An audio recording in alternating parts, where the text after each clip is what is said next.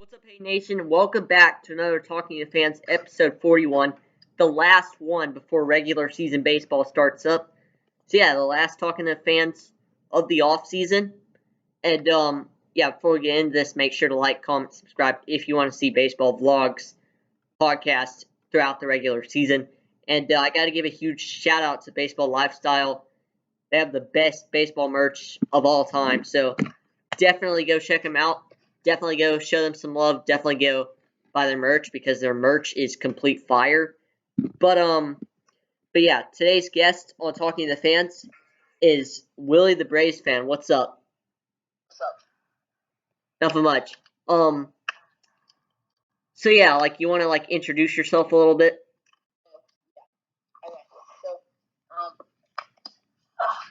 So I'm Wiley. I've had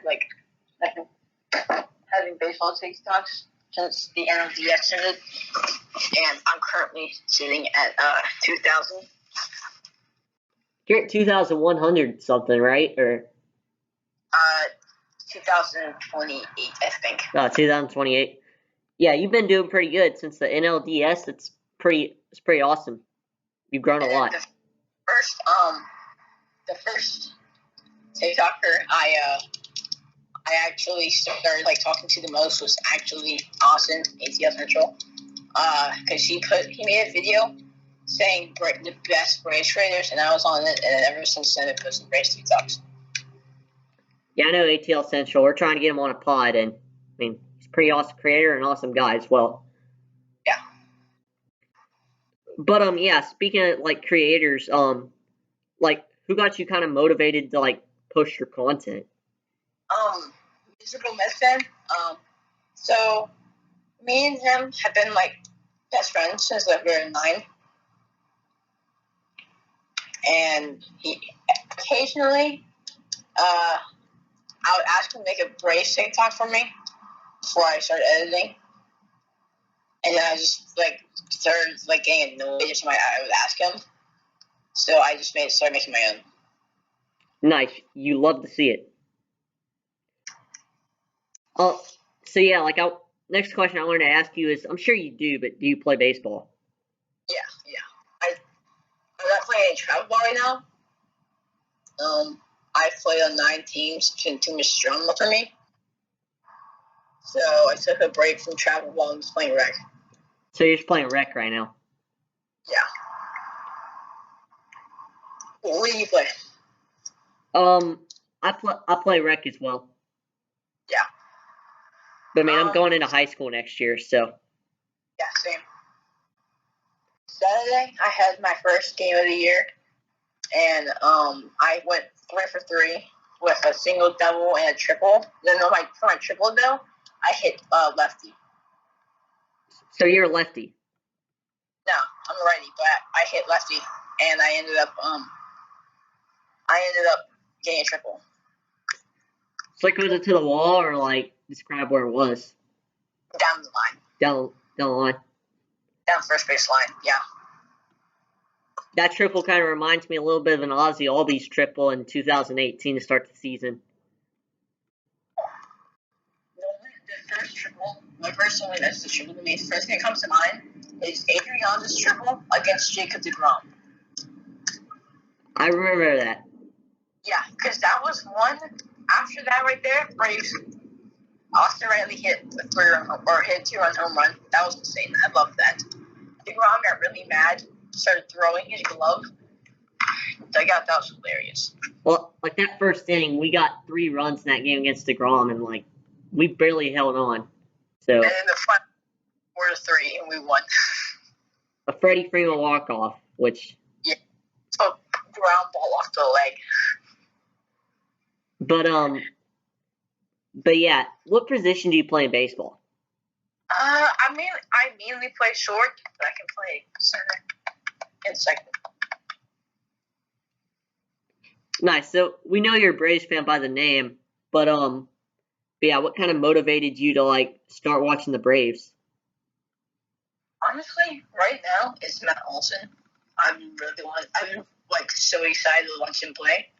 But to play at 105 every day, I'm at school at that time for 2 hours. Watch watching games. Yeah, I've been watching games too. Like, they're a lot of fun to watch. Matt Olson's just very hot right now, so that's good to see going into the season. Yeah, the only game I can watch is Sundays because I always have my game during my game for baseball is during the Braves game, and I'm at school the rest of the games. So yeah. What's your second team? I don't really have a second team, honestly. After the Braves, just comes like MLB. Just comes the rest of MLB. For me, ever since 2016, it's been the Cubs. I love the trio. I love the Cubs trio, and then ever since then, I've been a massive Cubs. Yeah, their trio was good. Their trio was by far. I think it was the best. I think it was the best trio of all time. It was one of the best. Yeah, I think.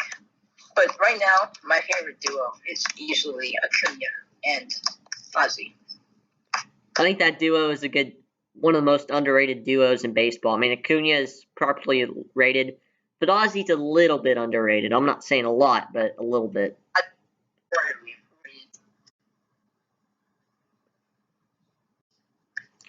But yeah, the next question is like, have you been to a Braves game? So I've been to many. The first one I remember, I've been to before. I remember this, but the first one I remember was Chipper Jones when he had his last home run, the walk-off. The walk-off? You went to that game? That's awesome. Yeah. I was 4 years old, and I don't remember the rest of the game, but I remember that home run. That walk-off was one of the best homers of the 2010s for the Atlanta Braves, in my opinion. Chipper Jones has statistically the greatest retirement season of all time.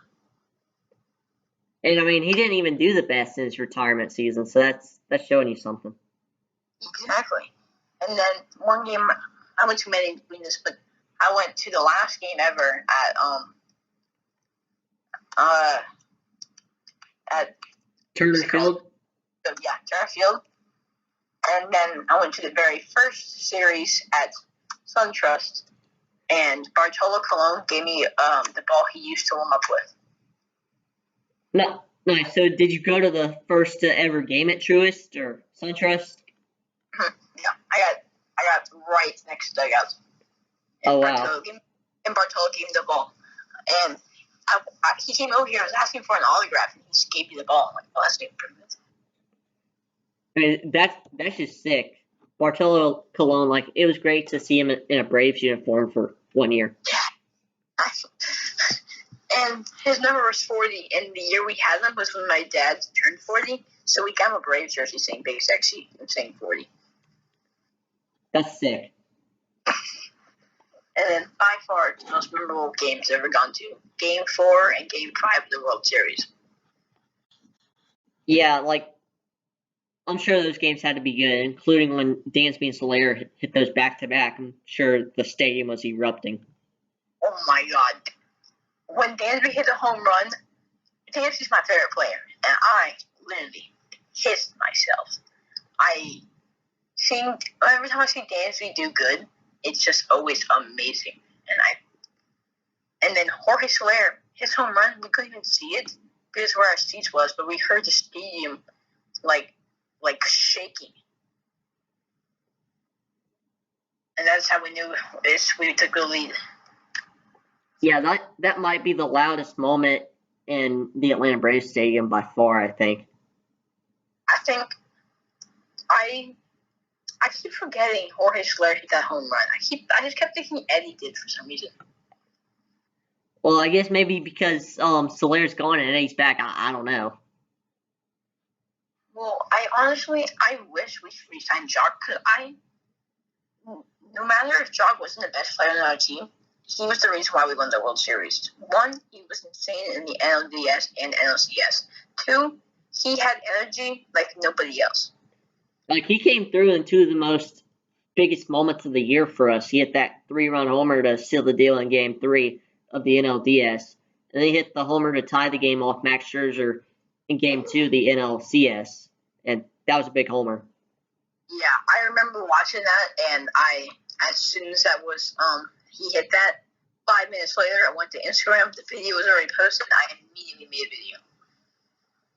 I mean, I'll sit around and, like, look at my Insta, like, while the game is going on to, like, see if there's anything to make, because I'll usually, like, make something during games.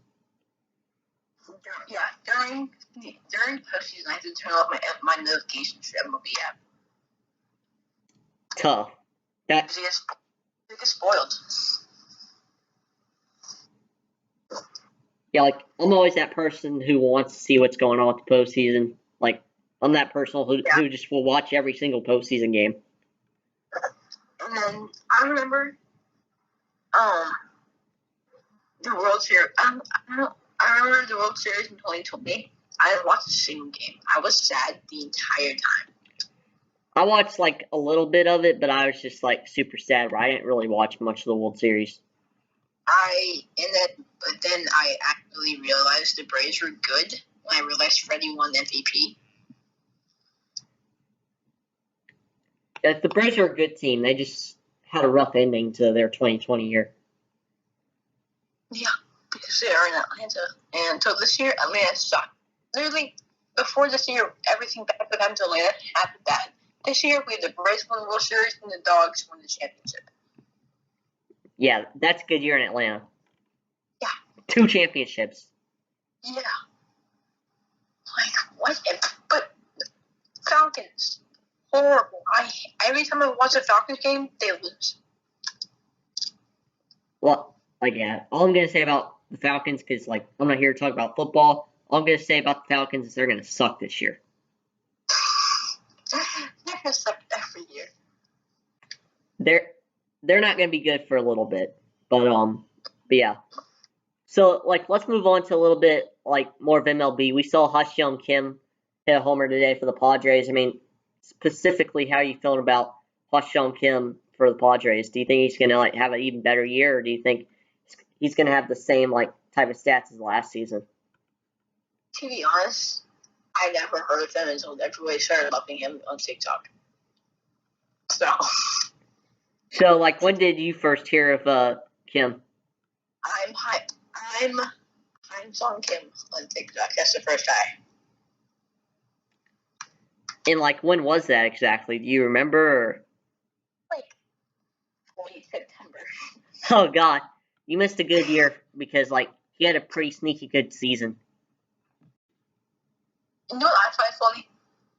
Yeah. You know how all fans absolutely hate Will Smith? How Braves fans hate Will Smith? Yeah. Yeah, we do kind of hate Will Smith a little bit, but he deserves it. Will Smith, being the terrible closer he is, ended 5-team seasons. He ended the Astros season, ended the Dodgers season, he ended the Brewers season, he ended the Phillies season, and he ended the Padres season. Well, the Padres season was kind of already ended, but yeah, but still, they were a top-tier team for the first half of the season.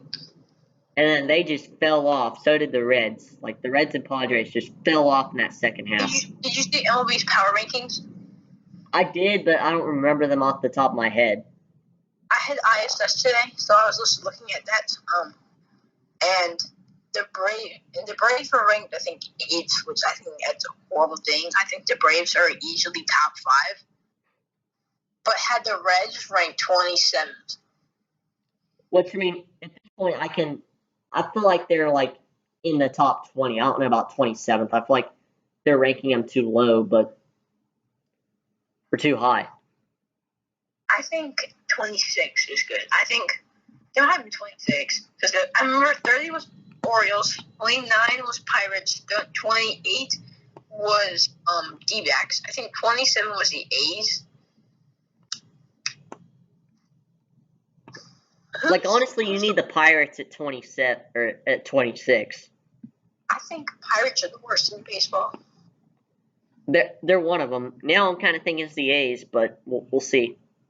I think on the worst team in baseball, I think actually it's the Diamondbacks, because the Diamondbacks only have Ketel Marte. The Orioles have the best farm system in baseball. They have Cedric Mullins, who's insane. They have Ryan Castle, who's insane. Trey Mancini. Trey Mancini. He just came off cancer. And he almost won a home run derby and had a great year. Yeah, he came in second in a home run derby after having cancer. Who does that? Legends do that. I honestly really wish the Braves signed Castellanos. That was, besides Freddie, that was the number one free agent I wanted one. Yeah, like, that would be interesting to see every single holiday Castellanos hit a homer for us. He hits a home run on Mother's Day, hits a home run, and hits a mom in the face. Yeah, like, here's the thing.